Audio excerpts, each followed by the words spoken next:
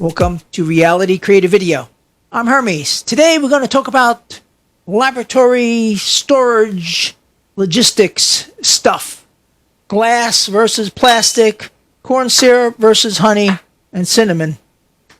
What to do? What is a lab person to do? What are you to do with in your own home storage solutions? Okay, I had a couple questions this week on glass versus plastic and, of course, corn syrup. So let's cover them one at a time. As you know, I use these Nalgene scientific grade bottles for, as you've seen in the videos, for storing most of my colloidals. Now, it wasn't always that way.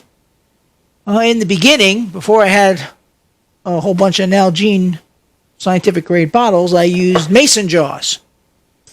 Figured, well, glass, you want to store your colloidals in glass, right? Best possible thing, because you want to reduce the toxicity in your life, so glass is the ultimate choice. And I went online and looked at the price of glass bottles and kind of choked. So I figured I'd try these mason jars. And I got a whole bunch of mason jars. And you know what? While it is a glass product, these tops can rust, and they did. They also leak. And when you try to pour these things out into other containers, it dribbles all over the place. Mason jars were a total fail for my colloidals.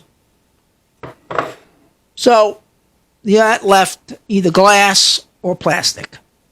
So luckily, a friend of mine deposited a whole bunch of these Nalgene plastic bottles in my lap to use for the laboratory, which, as you've seen, this is what I primarily use for storage. There's pretty much high-grade plastic.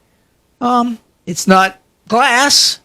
Eventually, I'd like to switch everything to glass, but, you have to be the practicality of things, too. Now, when I was using glass, in the very beginning, I didn't have a whole lot of jars. I had a few of these bottles and a few colloidals that I was making. I dropped one of those, and might have been the mason jar that I dropped. I forget, but it was glass all over the floor. Of course, I got lab assistant Kilo here, my doggy friend. We can't have glass on the floor. It was a nightmare to clean up and vacuum. Of course, when glass shatters, you goes all over the place, and you don't want the dog eating glass or stepping on glass and cutting the pore out. So, logistically, plastic for me in the lab became the better alternative. Now, for you at home, that's up to you. My colloidals do not stick around that long. They're maybe in the bottles 30 days, and then they're gone. So plastic for me is more, like I said, safer in a roundabout way. But sure, if I can find an indestructible glass bottle and it isn't going to cost me a fortune, I'll go for it. I've been testing brew bottles here for my gold. But again, drop this sucker on the floor and it's going to break. Anyway, up to you as far as glass. I mean, the high quality plastics today, like this dark blue plastic, is very good. And the Nalgene bottles are good. There is one caveat with these bottles, and that is do not put boiling liquid in these bottles. Now, while the leaching factor of the plastic going into the solution in plastic is such a teeny tiny amount, it goes up 1,000-fold when you pour boiling liquid into these things. So never pour boiling liquid into a plastic bottle. Let it, if you're cooking something like gold or platinum, which is cooking at a temperature, this is platinum, I'm cooking at 81 degrees C.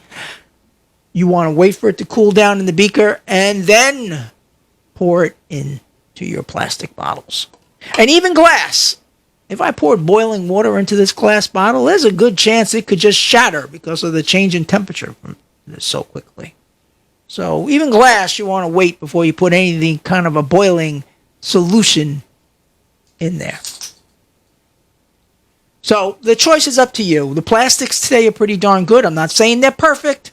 And certainly we want to reduce the toxicity in our lives. So but it's pretty good. If you go with a high quality plastic, you should be okay. Now, corn syrup versus honey and cinnamon extract in gold. Now, corn syrup is used as a binding agent when you're making colloidal gold. I use it too sometimes in my other colloidals also. But anyway, when we create a colloidal, the colloidal has to be protected with kind of like a force field. So we call that a capping agent. Now, when you're cooking colloidal silver, which is just water, the capping agent is it's water and oxygen. I don't know which one becomes the capping agent. One of them becomes the capping agent, and it surrounds the colloidal. And for silver, that seems to be fine. Silver will stay for years and never untangle itself. Gold, copper, that's a different story entirely.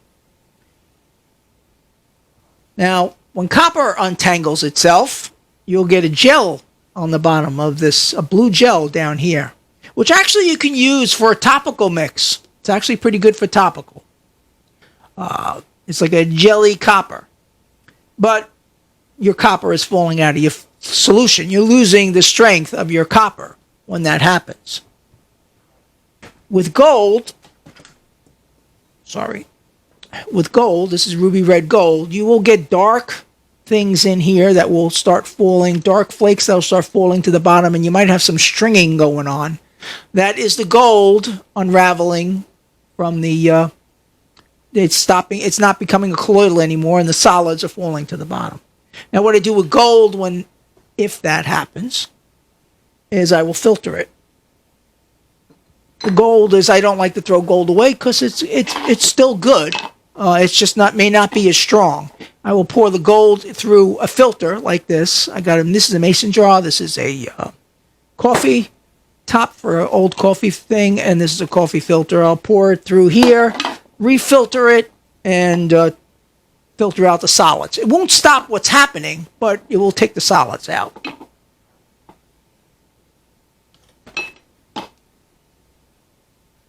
Now, to make gold and copper and some of these other colloidals that don't last exactly more than 30 days longer, that's why we have the corn syrup. The corn syrup is a complex sugar, and for some chemical reason I don't understand, it will become the capping agent around the gold and copper. I don't use it on copper. We use sodium citrate on copper for a capping agent. Unfortunately, sodium citrate doesn't work well as a capping agent in gold, although the gold formula does include sodium citrate. Sodium citrate is actually a reducing agent with the gold. Anyway, this becomes a capping agent. It surrounds the nanoparticles with a force field that keeps them together. And using corn syrup, you can get over 90 days, about 90 days worth of gold storage before it starts to disintegrate. Now, you can also use honey, and you can use cinnamon, but you're not going to get, in my test, I was lucky with honey and cinnamon. I might have gotten 60 days out of it, maybe. Now, if you're just making enough colloidal gold for yourself, then you're going to consume it within 30 days, well, then feel free. You can use the cinnamon extract or perhaps honey, and then you just have to, if you don't consume the rest of the gold, you may have to throw it away and make new ones for yourself. That's up to you. But I have tested it, and cinnamon makes a nice tasting gold, but like I said, it doesn't do much for long-term storage of colloidal gold. So, I mean, as far as all this goes with colloidal stuff, you want to balance, your balance naturally the healthiness of what you're making with the logistics of what situation you have to handle. For example, like I have a network of few people that I send out to test my colloidals with, right? Now, I have these plastic bottles and I have these glass bottles. I try and send them out in these glass bottles, okay? They tell me they don't want the glass bottles. They want the plastic bottles. Why do they want the plastic bottles? Well, because they're their parents and they got kids and things like that. And the glass bottle is sitting on the counter, and before you know it, there's an accident, and the glass bottle winds up onto the ground into a million pieces. So I can see the reasoning for wanting plastic. And don't go crazy. Like I said, if you get good quality plastic, go with what works best for you and what you feel is best, whether you want glass or plastic. So, well, that's it. That's my little brief thing on the logistics of corn syrup and plastic. And thank you for visiting and watching my videos. I'll have more for you in the future. Hermes, this is Reality Creative Video, and I will talk to you again soon.